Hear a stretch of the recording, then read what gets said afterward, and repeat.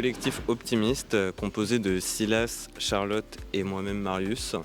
On est en master de design sur Paris.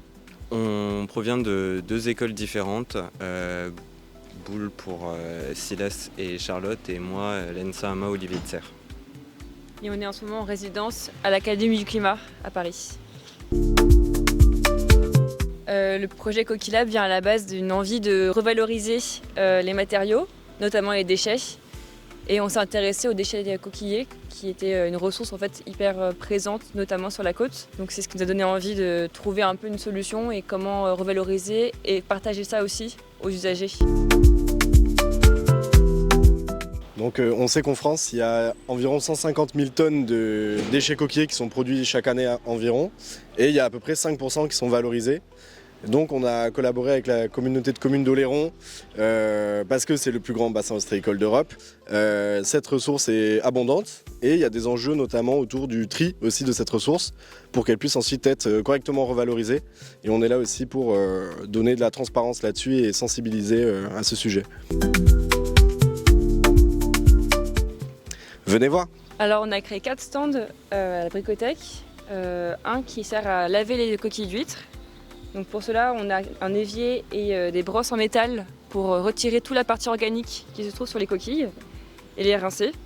On a aussi créé des poches ostréicoles, enfin des cadres de séchage en poche ostréicole qui servent à sécher et récupérer en fait toutes les coquilles propres. Dans le second stand, c'est le concassage des coquilles. Donc on a les poches ostréicoles qui vont revenir nous servir à taper dessus avec un marteau ou une masse.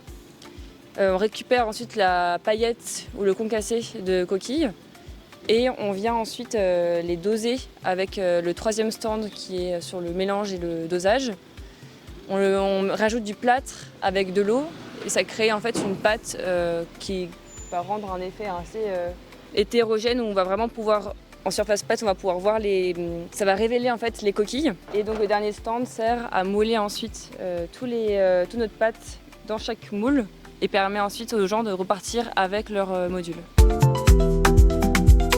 Dans nos métiers de design, la revalorisation des déchets, elle est assez importante et omniprésente, donc c'est une première clé d'entrée. La coquille étant un déchet inerte, on peut très vite le réemployer. C'est venu assez facilement à l'idée de venir en faire un objet ou un matériau de construction de manière globale. C'est vrai qu'en arrivant à l'île d'Oléron, la première fois qu'on est venu, on nous a vachement en fait expliqué tous les enjeux qu'il y avait autour de ça, sur la question du tri, sur la manière dont les gens avaient trié ces déchets-là. Il y a des initiatives qui ont été mises en place par la communauté de communes.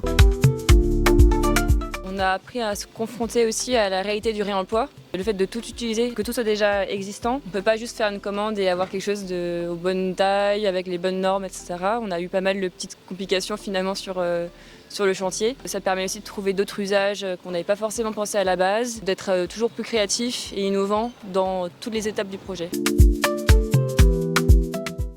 L'avantage, c'est que vous évacuez une matière qui, dans l'état actuel, ne vous convient pas et vous la retransformez pour en faire un objet qui va pouvoir avoir une place chez vous. Comme ça.